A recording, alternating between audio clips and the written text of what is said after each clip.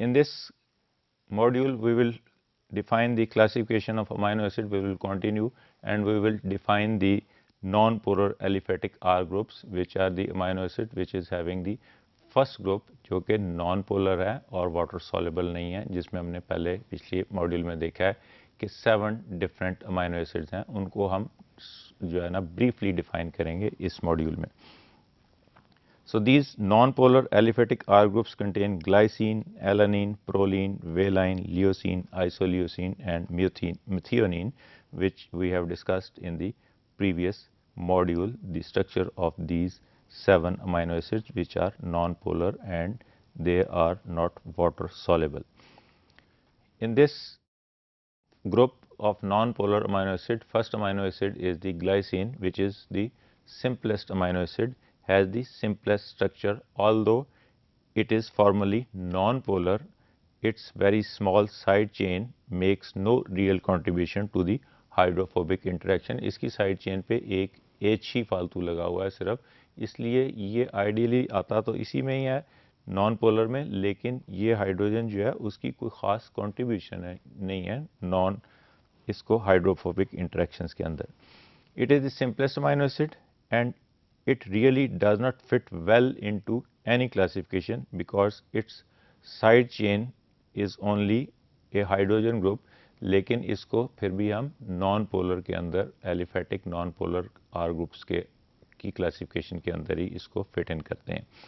Because of this it causes the least amount of steric hindrance in protein. क्योंकि इसके अंदर बहुत छोटा सा एक आर ग्रुप है जो हाइड्रोजन पे मबनी है, सो ये स्टेरिक हिंड्रेंस नहीं क्रिएट करता और डिफरेंट जगह पे जहाँ पे भी गैप्स हैं प्रोटीन में वहाँ ग्लाइसिन इजीली फिट हो जाता है.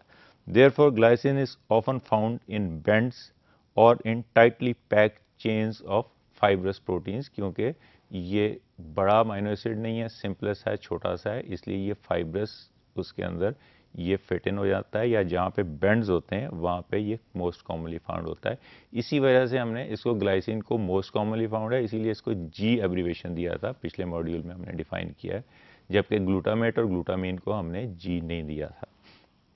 This is the structure of glycine and we can see that only this hydrogen is the only R group which cannot much contribute as the hydrophobic interaction of this particular amino acid.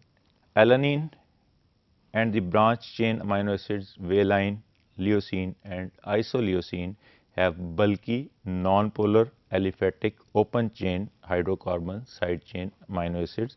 ये जो चार amino acids हैं alanine, valine, leucine and isoleucine, ये बल्कि हैं और इसके अंदर जो है वो साइड चेन्स जो हैं वो स्ट्रेट चेन्स अवेलेबल हैं जो कि हाइड्रोफोबिक इंटरेक्शन में एक्ट करती हैं.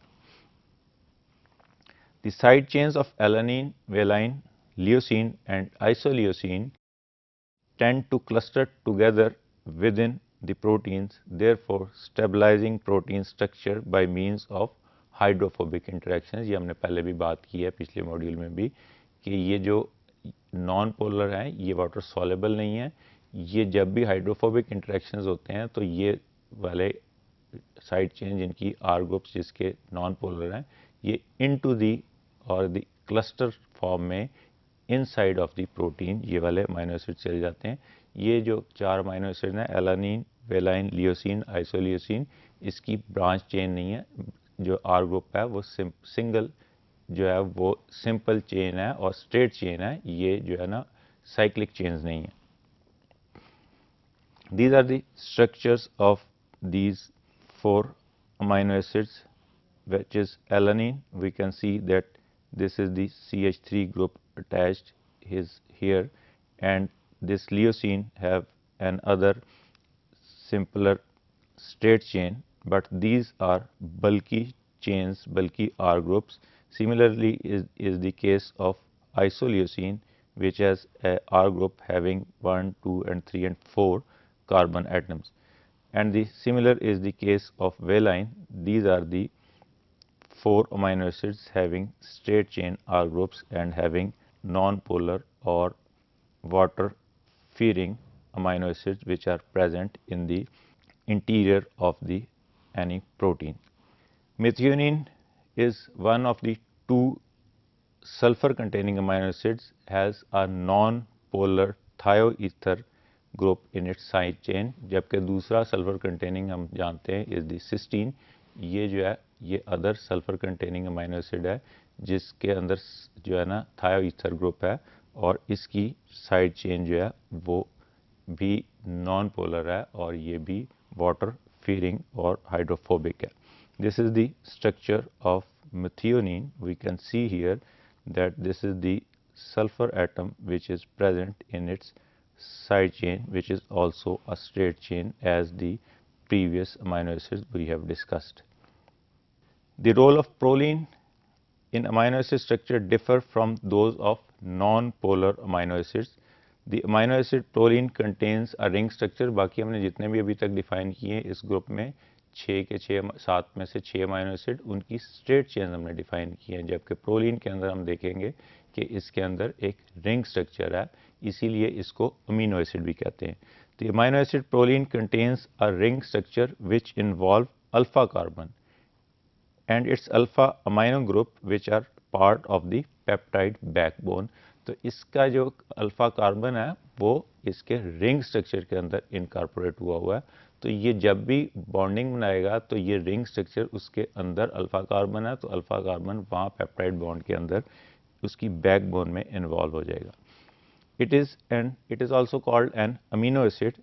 This rigid ring structure, वहाँ पे हमने देखा था कि स्ट्रेट चेन जो बाकी 6 हैं अमाइनो एसिड इन 7 में से इन नॉन पोलर ग्रुप्स में, these are having the straight chain, जबकि ये वाहिद अमाइनो एसिड है इस पर्टिकुलर ग्रुप में जिसकी साइड चेन जो है वो या आर ग्रुप जो है वो रिंग स्ट्रक्चर में है. तो रिंग स्ट्रक्चर में ये रिजिड फॉर्म में है और this ring structure also contains alpha amino group. तो इसकी मूवेबिलिटी और इसकी चेंज ऑफ पोजीशन जो है वो डिफ़िकल्ट है और ये रिजिड फॉर्म, जहाँ प्रोटीन्स की रिजिड फॉर्म्स हैं वहाँ अमाइनो एसिड प्रोलीन प्रेजेंट होता है. The rigid ring causes a kink in the peptide backbone that prevents it forming its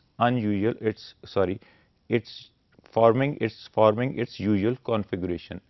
इसके अंदर जो ये रिजिड स्ट्रक्चर जहाँ पे भी आएगा, जहाँ पे एक स्ट्रेट चेन अमाइनो एसिड्स की चल रही है और उसके स्ट्रेट अमाइनो ग्रुप्स हैं, उसके स्ट्रेट आर ग्रुप्स हैं, वहाँ पे कोई रिजिडिटी नहीं है, वहाँ फ्लेक्सिबिलिटी अवेलेबल हो जाएगी. लेकिन जब पे यहाँ जिसमें प्रोलीन आ जाएगा वहाँ पे वो रिजिड स्ट्रक्चर है, अल्फा कार्बन उस रिजिड स्ट्रक्चर रिंग के अंदर अवेलेबल है, तो वहाँ पे ये एक किंक उसके अंदर या बेंड शेप जो है वो प्रोड्यूस कर देगा उस पर्टिकुलर जो है वो प्रोटीन में. This is the structure of proline as we have discussed that it has an alpha carbon which is having a ring inside the ring structure. ये अल्फा कार्बन है जिस पे कार्बोक्सिल ग्रुप लगा हुआ है और दूसरा अमाइनो ग्रुप लगा हुआ है.